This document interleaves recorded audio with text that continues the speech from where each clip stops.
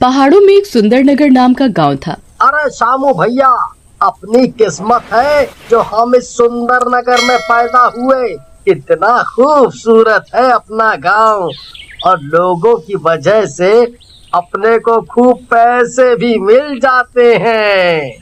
तभी उनका दोस्त टिंकू, जो कि एक तांगे वाला होता है, वहाँ आ जाता है। सही कह रहे हो तुम दोनों। बस भगवान की यही कृपा हम लोगों पर बनी रहे। फिर तीनों अपने अपने काम पर चले जाते हैं। एक दिन गांव वालों को गांव के बाहर एक लाश मिलती है। अरे ये तो मोहन है, लेकिन इसको किसने मारा? कल तक तो ठीक ठाक था। अरे क्या बताए भैया, कल तक तो ठीक ही थे। रात में कहे थे कि पड़ोस के गांव जा रहा हूँ, लेकिन वापस इनकी लाश ही आई।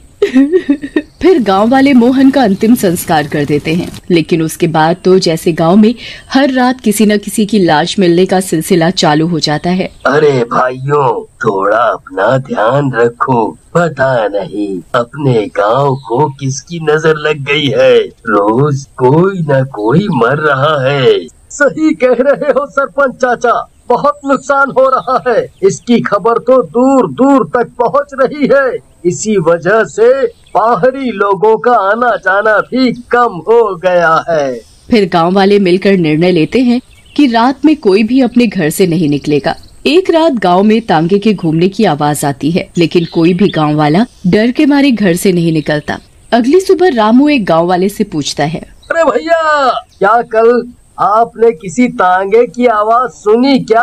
हाँ सुनी तो थी भैया, बहुत जोर जोर से आवाज आ रही थी, और घोड़ा भी जोर जोर से हिनहिना रहा था। हमने सोचा कि बाहर जाकर देखें, लेकिन हमारी लुगाई उस घोड़े से भी ज्यादा जोर जोर से हिनहिनाई कि अगर बाहर गए तो तुम्हारी टांगे तोड़ दूंगी।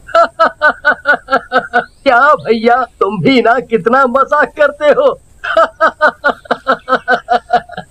लेकिन गंभीर बात तो ये है कि टिंकू तांगे वाला तो गांव में है नहीं। फिर कौन तांगे वाला था जो रात में तांगा लाया था? फिर एक दिन रामू और शामू को खबर मिलती है कि उनका मौसेरा भाई, जो कि शहर में रहता था और जिसका नाम राहुल होता है, उनसे मिलने आ रहा है। लेकिन राहुल की ट्रेन देरी से पहुंचती है। अरे बाप रे, ये ट्रेन भी ना हमेशा लेट पहुंचती है। और रामू शामू भैया ने भी कहा था कि रात में मत आना। अब क्या करूं?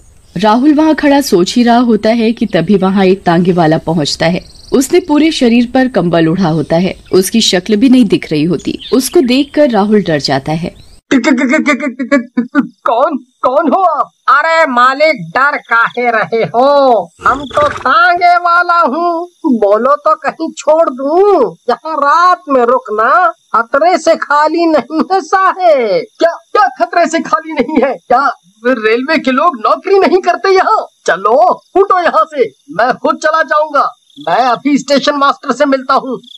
ऐसा कहकर राहुल स्टेशन मास्टर के पास जाता है, लेकिन वहाँ पर कोई नहीं होता है। स्टेशन मास्टर की कुर्सी खाली होती है। राहुल ये देखकर डर जाता है। ये क्या हो रहा है भाई? इस रेलवे स्टेशन पर तो कोई भी नहीं है। वो तांगे वाला सही कह रहा था। अब मैं क्या करूँ? क्या हुआ साहब जी, कोई मिला या नहीं? अरे इस स्टेशन पर कोई नहीं मिलेगा। तुमको चलना है तो चलो, नहीं तो मैं चला। ऐसा कहकर तांगे वाला वहाँ से जाने लगता है। अरे अरे भैया, ले चलो आप ही, मुझे सुंदरनगर जाना है। ले चलूंगा साहेब, लेकिन कोई भी आवाज सुनाई दे तो आप मुड़कर मत देखना। सुना है रात में चुड़ैलें और भूत लोगों को आवाज लगाते हैं और मौका पड़ने पर उन्हें मार डालते हैं। फिर राहुल डरते डरते तांगे पर बैठ जाता है। सुंदरनगर जाने का रास्ता एक जंगल से होकर गुजरता था। राहुल का तांगा भी उसी जंगल में आ जाता है। तभी उसे जोर की आवाज सुनाई देती है, जैसे उसे कोई पुकार रहा है, लेकिन डर के मारे उस ओर नहीं देखता। अरे तांगे वाले भैया, आपने कोई आवाज सुनी? जैसे कोई मुझे बुला रहा था।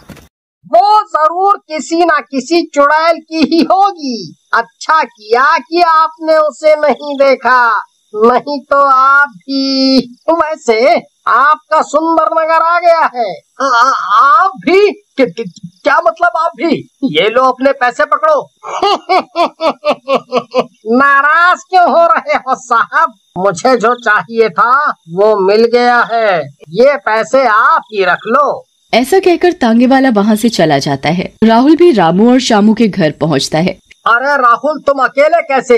रामू तो गया था तुम्हें लेने। क्या बात कर रहे हो शामू भैया? मैंने तो रामू को रेलवे स्टेशन पर देखा ही नहीं। राहुल की बात सुनकर शामू की आंखों में आंसू आ जाते हैं और वो बोलता है, पर ना ही वो मुझे लेने आए। राहुल शामू की बात सुनकर हैरान रह जाता है और बोलता है, हो ना हो, कुछ गलत हुआ है मेरे रामू के साथ। मैं अभी जाता हूँ और देखता हूँ। लेकिन राहुल उसे जाने से रोक लेता है और अगले दिन रामू की लाश गांव के बाहर मिलती है।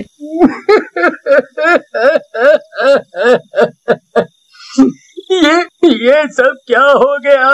मेरे लक्ष्मण जैसे भाई को किसने मारा?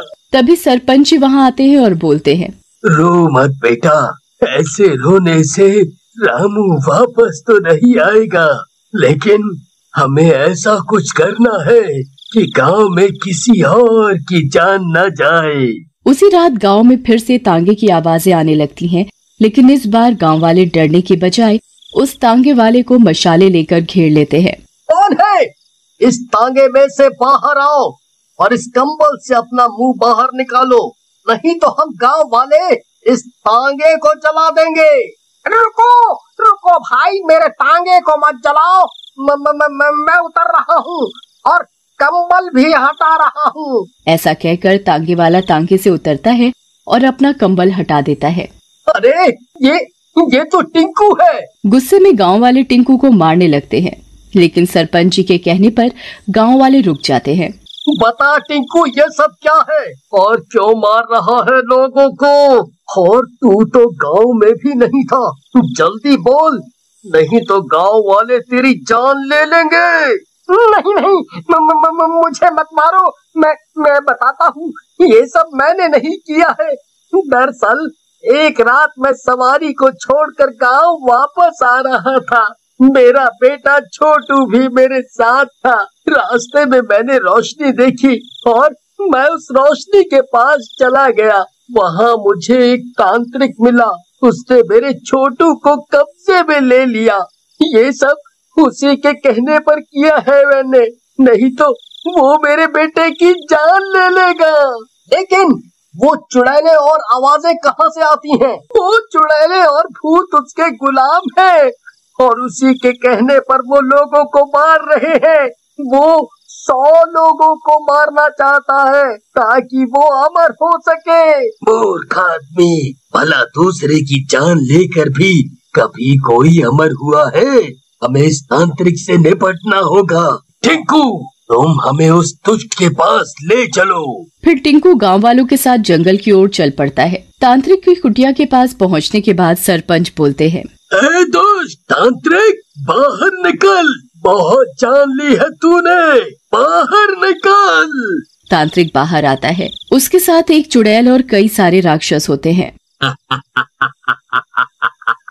आ गए तुम सब लोग, लगता है आज ही मेरी 100 बलि पूरी हो जाएंगी और फिर मैं अमर।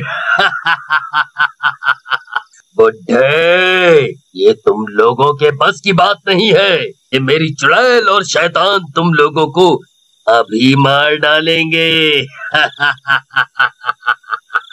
तांत्रिक के इशारे पर चुड़ैल और शैतान गांव वालों को पकड़ने के लिए आगे बढ़ने लगते हैं।